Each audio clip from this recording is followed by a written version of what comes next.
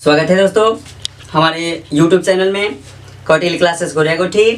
अगर आपने अभी तक हमारे चैनल को सब्सक्राइब नहीं किया है तो कृपया सब्सक्राइब करें और बेल आइकन को दबाना ना भूलें और उसमें ऑल सेलेक्ट करें ताकि हमारे जितने भी अपडेट हैं आपके पास तेजी के साथ पहुंचते रहें। Welcome back to my YouTube channel Kautilya classes Goria Kothi. चलिए दोस्तों, आज हम लोग अर्थशास्त्र के विषय में जानेंगे। कुछ क्वेश्चंस आप लोगों के पूछे हुए क्वेश्चंस को मैं यहाँ रख रहा हूँ। चलिए दोस्तों, तो यहाँ पे कुछ तथ्य लिखे गए हैं, कुछ विशेष तथ्य। ये 9 से लेकर 10+2 तक यानी सभी क्लास के लिए इंपॉर्टेंट है। चलिए सबसे पहले हम लोग अर्थशास्त्र के विषय में जानते हैं, इकोनॉमिक्स। सबसे पहले जानिए दोस्तों कि अर्थशास्त्र है क्या। अर्थशास्त्र मुद्रा का अध्ययन करने के लिए बनाया गया एक विशेष प्रकार का शास्त्र है, पुस्तक है, जिसके माध्यम से हम लोग मुद्रा की प्रत्येक गतिविधियों को बारीकी के साथ उसका अध्ययन करते हैं। चलिए दोस्तों, तो सबसे पहले जानिए अर्थशास्त्र के जनक कौन हैं। तो दोस्तों, आपको ये जानकर हैरानी होगी, ये हमारे ही देश के, हमारे भारत के रहने वाले हैं और इस विश्व के सबसे बड़े टीचर जिन्हें हम कौटिल्य या चाणक्य के नाम से जानते हैं, तो उन्हें अर्थशास्त्र का जनक कहा जाता है। चलिए दोस्तों, तो इसके बाद में हम लोग का फर्स्ट पॉइंट है अर्थव्यवस्था किसे कहते हैं।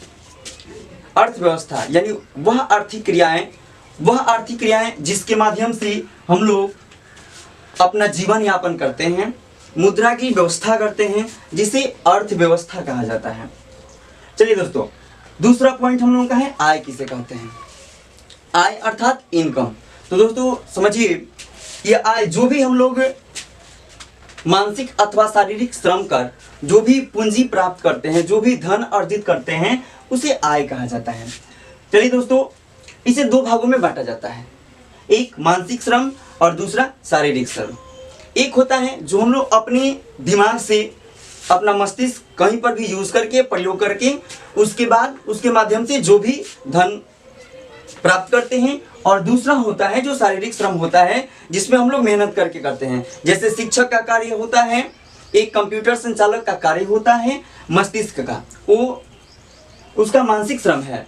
और दूसरा पॉइंट जो होता है, जैसे कुदाल फावड़े से कृषि करना या हंसिए से कृषि को काटना, ये सभी चीजें शारीरिक श्रम के अंतर्गत आते हैं, या बोझ उठाना, ये सभी चीज शारीरिक श्रम के अंतर्गत आते हैं।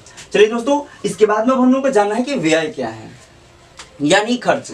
जब हम लोग किसी वस्तु की प्राप्ति पे जो भी मुद्रा या कोई भी चीज, अपनी विशेष चीज, कुछ भी हम लोग अगर उस पर इन्वेस्ट कर रहे हैं, खर्च कर रहे हैं, उस पर निवेश कर रहे हैं, उसे व्यय कहा जाता है। अब देखिए दोस्तों, अर्थव्यवस्था का प्रकार भी होता है। आर्थिक क्रियाएं जितनी भी होती हैं उसका प्रकार होता है। इसे 3 भागों में बांटा जाता है, पूंजीवादी, समाजवादी और मिश्रित अर्थव्यवस्था। पूंजीवादी अर्थव्यवस्था यानी वैसी अर्थव्यवस्था जिसमें पूंजीपतियों, उद्योगपतियों का अधिकार ज्यादा होता है, उसमें आम जनता की भागीदारी काफी कम होती है, जिसे हम लोग पूंजीवादी अर्थव्यवस्था कहते हैं। समाजवादी अर्थव्यवस्था यानी जिसमें एक धर्म, समुदाय या विशेष प्रकार से आम जनता की सहभागिता होती है, उसे समाजवादी अर्थव्यवस्था कहा जाता है। इसके बाद में मिश्रित अर्थव्यवस्था है, यानी पूंजीवादी और समाजवादी अर्थव्यवस्था के ही मिले हुए रूप को मिश्रित अर्थव्यवस्था कहा जाता है। चलिए दोस्तों, इसके बाद में हम लोगों को जानना है कि श्रम क्या होता है। तो श्रम होता है दोस्तों, जब हम लोग कोई भी कार्य करते हैं, उस पर हम लोग अपनी ऊर्जा को खर्च करते हैं, उसे श्रम कहा जाता है, परिश्रम कहा जाता है, मेहनत कहा जाता है। ये 2 प्रकार की होती है, मानसिक श्रम, शारीरिक श्रम।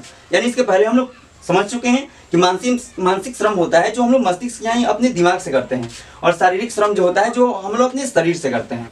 पूंजी क्या है? देखिए, पूंजी होता है किसी भी व्यापार या किसी भी कार्य को करने के लिए जो भी हम लोग धन खर्च करते हैं, उसे पूंजी कहा जाता है। ये 2 प्रकार की होती है, एक चल पूंजी जिसे कार्यशील पूंजी भी कहा जाता है, और दूसरा अचल पूंजी। चल पूंजी यानी वह पूंजी जो अस्थायी होती है, जो हमारे पास लंबे समय तक नहीं रह सकती है, अल्पकाल के लिए रहती है। जैसे मुद्रा, पैसा, वह हमारे पास लंबे समय के लिए नहीं रह सकता है, वह एक व्यक्ति से दूसरे व्यक्ति के पास ट्रांसफर होते रहता है, जाते रहता है, परिवर्तित होते रहता है। दूसरा है अचल पूंजी, यह होता है हमारा घर, मकान, जो हमारे पास लंबे समय तक रहता है, वह अचल पूंजी होता है। Thank you.